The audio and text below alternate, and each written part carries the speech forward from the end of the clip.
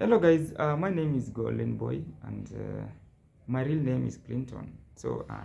I will want to talk about certain topic here, that is the white fatigue and the black fatigue. But in this context, in this video, I only want to focus on the white fatigue because I've come to realize that the white people are actually tired with this conversation about the racism, inequality, and even the privileges that they have been all talking about. So they get tired of hearing about the problems their group historically created or benefited from. And instead of pushing through that discomfort, some shut down, deflect, or even turn defensive. Like you have seen, others are actually turning defensive, like they're saying, we as white people, we are actually tired with our fellow white people. That's the twist here.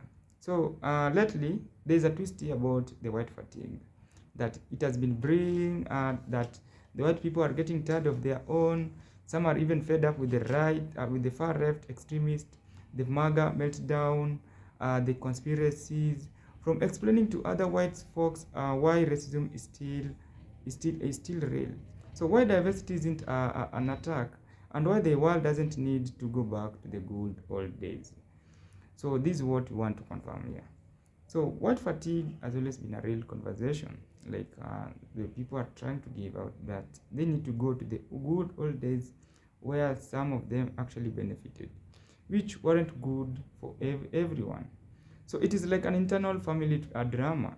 One side cling to the old power, the other embarrassed and frustrated because they can now see how outdated and harmful that thing is. The extension is growing, and it is in a way, it is a proof that the myth of an unified white bloc is actually cracking. So some are ready for progress, others are still holding the door shut, and that's where the fatigue turns into a cultural civil war. So does the white fatigue actually harmful to the white people? This is the best conversation that I wanted to give. But because this is just not about the systematic racism, it also about who the marginalized group are also being armed. So when white fatigue is set in, whether it is tired of talking about racism or tired of their own group behavior, it can create social isolation. Like you'll find that the progressive white people who challenge racism may distance themselves from families, friends, or entire communities. This can leave them feeling off and even misunderstood, especially in rural or political conversation or conversative areas. It can also bring emotional burnout, like constantly engaging in racial justice conversation, especially with resistant people, can cause stress, frustration, or even the hopelessness. So this burnout can lead to checking out entirely, which actually slow progress. Identity crisis, like white people confronting their groups historically sometimes feel guilty, shame, or confusion about where they fit in or in a more diverse future. Without support, this spiral into resentment or withdrawal.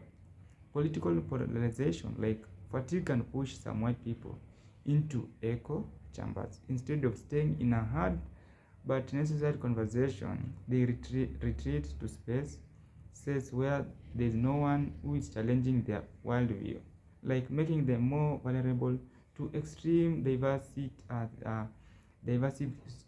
rhetoric. So yes, it is harmful, but most because it keeps white people stuck between discomfort and action.